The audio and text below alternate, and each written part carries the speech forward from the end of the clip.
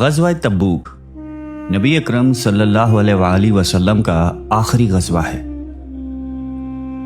आप अलैहिस्सलाम को ये इत्तला मिली कि रूम का बादशाह मदीना मुनव्वरा पर हमला करने का इरादा कर रहा है और बहुत बड़ा लश्कर लेकर शाम के रास्ते से मदीने को आ रहा है।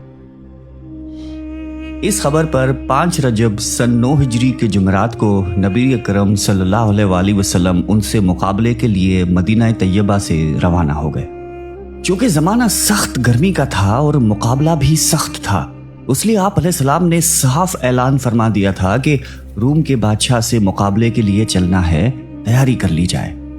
और हुजूर अक़दस सल्लल्लाहु अलैहि वसल्लम ने खुद इसके लिए चंदा फरमाना शुरू कर दिया था। ये वही लड़ाई है जिसमें हज़रत अबू बकर सिद्दीक घर का सारा सामान ले आए और जब उनसे पूछा गया कि घर वालों के लिए क्या छोड़ा, तो फरमाया कि उनके लिए अल्लाह और उसके रसूल को छोड़ आया। और हजरत उमर घर के पूरे सामान में से आधा ले आए और हजरत उस्मान गनी रजी अल्लाह ताला अन्हु ने 1/3 लश्कर का पूरा सामान मुहैया फरमाया और उसी तरह हर शख्स अपनी हैसियत से ज्यादा ही लाया। उसके बावजूद चूंकि आमतौर से तंगी थी, इसलिए 10-10 आदमी एक ऊंट पर थे कि बारी बारी उस पर सवार होते थे। उसी वजह से इस लड़ाई का नाम जैशतुल उसरा यानी तंगी का लश्कर भी था। ये लड़ाई निहायत ही सख्त थी कि सफर भी दूर का था और मौसम भी इस कदर सख्त कि गर्मी की इंतहा नहीं थी। और उसके साथ ही मदीना तैयबा में खजूर के पकने का जमाना जोर पे था कि सारे बाग बिल्कुल पके हुए खड़े थे और खजूर ही पर मदीना तैयबा वालों की जिंदगी का ज्यादा दारोमदार था। बिलखुसूस साल भर की मेहनत और पके पकाए दरख्तों का यूं बेयारो मददगार छोड़कर जाना बहुत मुश्किल था। इसी तबूक की लड़ाई में ना शामिल होने वालों में से ज्यादातर तो खवातीन, मौजरीन, मुनाफिक और अंसार में से थे। इनके अलावा 3 सच्चे पक्के मुसलमान ऐसे थे जो बिला किसी कवी उज़्र के उस लड़ाई में शरीक नहीं हो सके। एक काब बिन मालिक रज़ी अल्लाह ताला अन्हु, दूसरे हिलाल बिन उमैया रज़ी अल्लाह ताला अन्हु और तीसरे मरारा बिन रबी रज़ी अल्लाह ताला अन्हु। मरारा बिन रबी रज़ी अल्लाह ताला अन्हु का बाग खूब फल रहा था। उनको ख्याल हुआ कि अगर मैं चला गया तो ये सब ज़ाया हो जाएगा। हमेशा मैं लड़ाइयों में शरीक होता ही रहता हूँ, अगर इस मर्तबा रह गया तो क्या मुज़ायका है, इसलिए ठहर गए। हज़रत हिलाल के अहलो अज़ा कहीं गए हुए थे। इत्तफाक से इस मौके पर सब जमा हो गए। इनको भी यही ख्याल हुआ कि हमेशा शिरकत करता ही रहता हूँ, अगर इस मौके पर न जाऊंगा तो क्या हर्ज है, इसलिए ठहर गए। मगर तनब्बु होने पर सबसे ताल्लुकात कता किए। जबकि हज़रत काब रज़ी अल्लाह ताला अन्हु का किस्सा अहादीस में कसरत से आता है। वो अपनी सरगुज़श्त बड़ी तफसील से सुनाया करते थे। वो फरमाते हैं कि मैं तबूक से पहले किसी लड़ाई में भी इतना कवी और मालदार नहीं था जितना कि तबूक के वक्त था। उस वक्त मेरे पास खुद अपनी जाती 2 ऊँटनियाँ थीं। इससे पहले कभी भी 2 ऊँटनियाँ मेरे पास होने की नौबत नहीं आई। आप अलैहिस्सलाम की हमेशा आदत शरीफा ये थी कि जिस तरफ लड़ाई का इरादा होता था उसका इजहार नहीं होता था, बल्कि दूसरी जानिबों से अहवाल दरियाफ्त फरमाते थे। मगर इस लड़ाई में चूंकि गर्मी भी शदीद थी और सफर भी दूर का था, इनके अलावा दुश्मनों की भी बहुत बड़ी जमात थी, इसलिए साफ ऐलान फरमा दिया था ताकि लोग तैयारी कर लें। चुनांचे मुसलमानों की इतनी बड़ी जमात आप अलैहिस्सलाम के साथ हो गई कि रजिस्टर में उनका नाम भी लिखना दुश्वार था और मजमे की कसरत की वजह से कोई शख्स अगर छुपना चाहता कि मैं ना जाऊं ना पता चले तो दुश्वार नहीं था। उसके साथ ही फल बिल्कुल पक रहे थे। मैं भी सामान्य सफर की तैयारी का सुबह ही से इरादा करता, मगर शाम हो जाती और किसी किस्म की तैयारी की नौबत ना आती। लेकिन मैं अपने दिल में ख्याल करता कि मुझे वुसअत हासिल है, जब इरादा पुख्ता करूंगा फौरन हो जाएगा। हत्ता कि हुजूर अक़दस सल्लल्लाहु अलैहि वसल्लम रवाना भी हो गए और मुसलमान आपके साथ साथ, मगर मेरा सामान्य सफर तैयार ना हुआ। फिर भी यही ख्याल रहा कि 1-2 रोज में तैयारी करके जा मिलूंगा।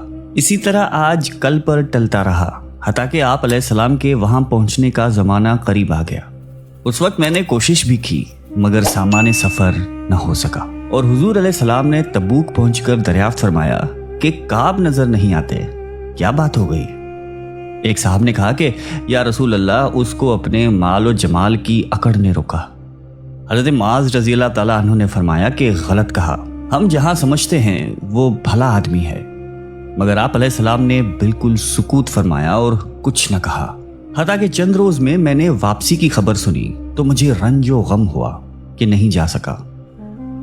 میرے دل میں عجیب وسوسے آنے لگے کہ آپ علیہ السلام کی ناراضگی کو دور کرنے کے لیے اس وقت کسی فرضی عذر کا بتا کر ان کے غصے سے جان بچا لوں، پھر کسی وقت معافی کی درخواست کر لوں گا، اور اس بارے میں اپنے گھرانے کے ہر سمجھدار شخص سے مشورہ کرتا رہا۔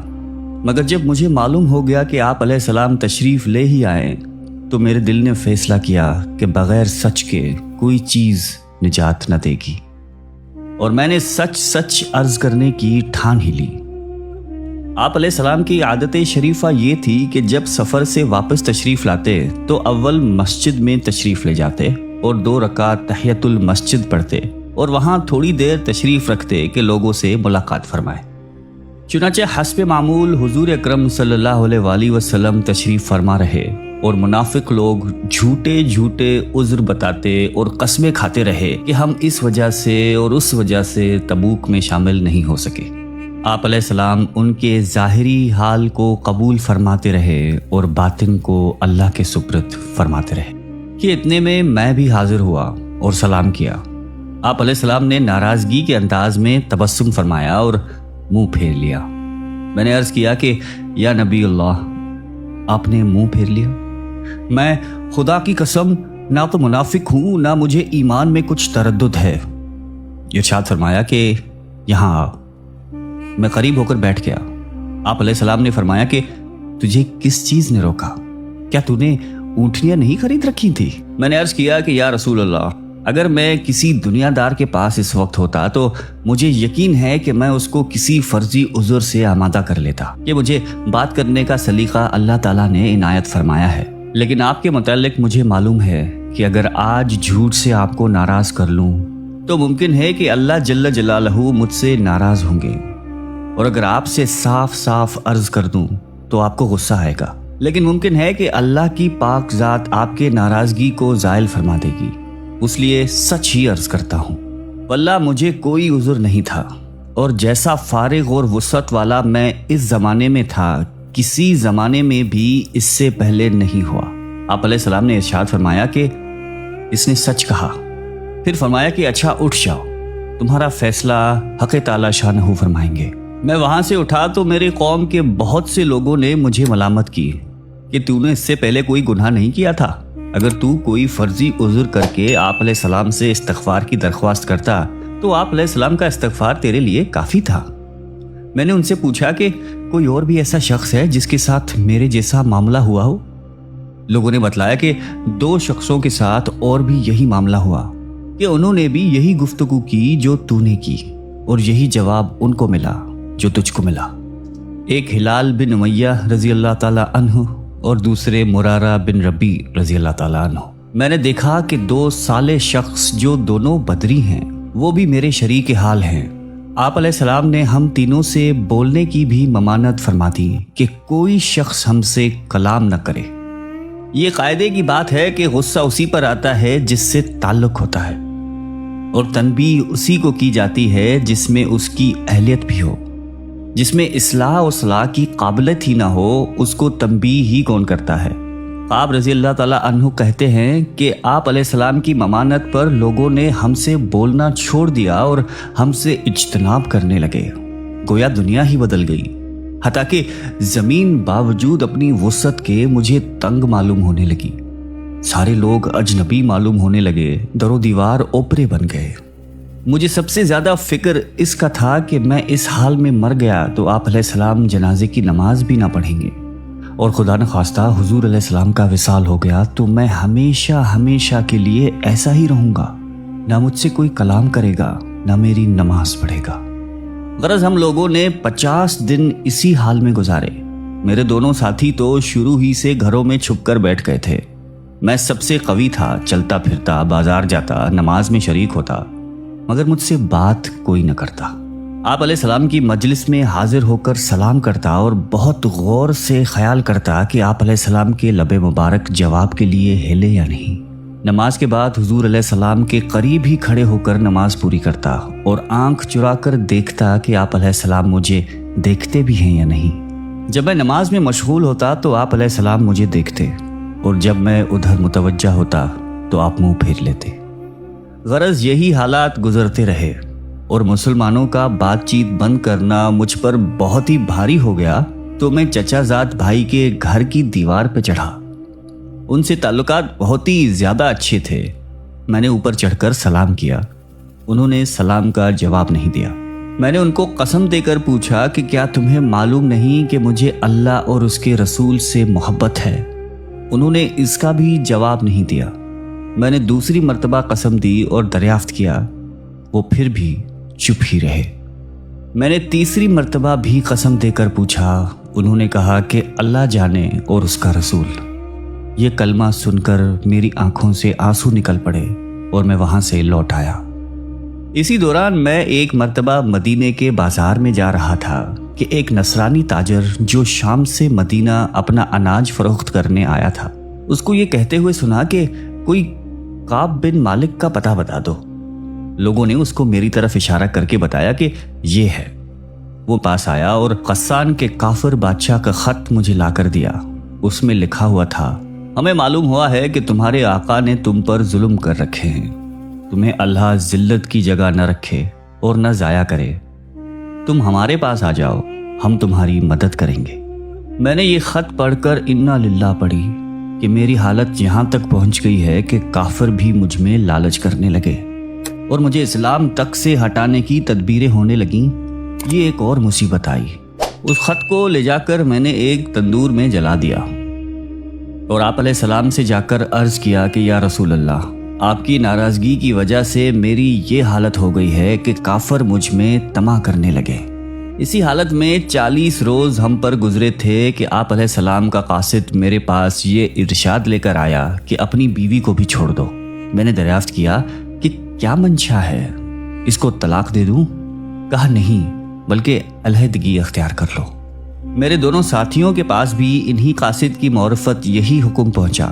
میں نے اپنی بیوی سے کہہ دیا کہ تو اپنے مائکے چلی جا، جب تک اللہ جل شانہ اس امر کا فیصلہ فرمائے وہیں رہنا۔ ہلال بن امیہ رضی اللہ تعالیٰ عنہ کی بیوی آپ علیہ السلام کی خدمت میں حاضر ہوئی اور عرض کیا کہ ہلال بالکل بوڑھے شخص ہیں، کوئی خبر گیری کرنے والا نہ ہوگا تو ہلاک ہو جائیں گے۔ اگر آپ اجازت دے تو میں کچھ کام کاج ان کا کر دیا کروں۔ آپ علیہ السلام نے فرمایا کہ مذائقہ نہیں، لیکن صحبت نہ کریں۔ انہوں نے عرض کیا کہ یا رسول اللہ، اس چیز کی طرف تو ان کو رجحان ہی نہیں۔ جس روز سے یہ واقعہ پیش آیا ہے آج تک ان کا وقت روتے ہی گزر رہا ہے۔ حضرت کعب رضی اللہ تعالیٰ عنہ آگے بتاتے ہیں کہ مجھ سے بھی کہا گیا کہ حضرت ہلال کی طرح تو بھی اگر بیوی کی خدمت کی اجازت لے لے تو شاید مل جائے۔ میں نے کہا وہ بوڑھے ہیں، میں جوان ہوں، نہ جانے مجھے کیا جواب ملے، اس لیے میں جرأت نہیں کرتا۔ غرض اس حال میں 10 دن اور گزرے کہ ہم سے بات چیت اور میل جول چھٹے ہوئے پورے 50 دن ہو گئے۔ 50ویں دن صبح کی نماز اپنے گھر کی چھت پر پڑھ کر میں نہایت غمگین بیٹھا ہوا تھا۔ زمین مجھ پر بالکل تنگ تھی اور زندگی دشوار ہو رہی تھی کہ سامنے پہاڑ کی چوٹی پر ایک زور سے چلاتی ہوئی آواز آئی کہ کعب، خوشخبری ہو تم کو۔ میں اتنا ہی سن کر سجدے میں گر گیا اور خوشی کے مارے رونے لگا اور سمجھا کہ تنگی دور ہو گئی۔ آپ علیہ السلام نے صبح کی نماز کے بعد ہماری معافی کا اعلان فرمایا، جس پر ایک شخص نے پہاڑ پر چڑھ کر زور سے آواز دی۔ اس کے بعد ایک صاحب گھوڑے پر سوار ہو کر بھاگے ہوئے آئے۔ میں جو کپڑے پہن رہا تھا وہ نکال کر بشارت دینے والے کے نظر کر دیے۔ خدا کی قسم، ان 2 کپڑوں کے سوا اور کوئی کپڑا اس وقت میری ملکیت میں نہیں تھا۔ اس کے بعد میں نے 2 کپڑے مانگے ہوئے پہنے اور حضور اکرم صلی اللہ علیہ وآلہ وسلم کی خدمت میں حاضر ہوا۔ اس طرح میرے دونوں ساتھیوں کے پاس بھی خوشخبری لے کر لوگ گئے۔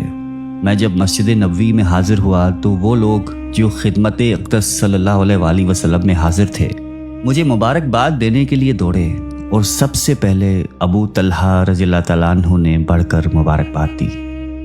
اور مصافحہ کیا جو ہمیشہ ہی یادگار رہے گا۔ میں نے آپ علیہ السلام کی بارگاہ اقدس میں سلام عرض کیا تو چہرہ انور کھل رہا تھا اور انوار خوشی کے چہرے سے ظاہر ہو رہے تھے۔ حضور اقدس صلی اللہ علیہ وآلہ وسلم کا چہرہ مبارک خوشی کے وقت میں چاند کی طرح سے چمکنے لگتا تھا۔ میں نے عرض کیا، یا رسول اللہ، میری توبہ کی تکمیل یہ ہے کہ میری جائیداد جو ہے وہ سب اللہ کے راستے میں صدقہ ہے۔ آپ علیہ السلام نے فرمایا کہ اس میں تنگی ہوگی، کچھ حصہ اپنے پاس بھی رہنے دو۔ آخر میں فرمایا کہ مجھے سچ ہی نے نجات دی، اس لیے میں نے عہد کر لیا ہے کہ ہمیشہ ہی سچ بولوں گا۔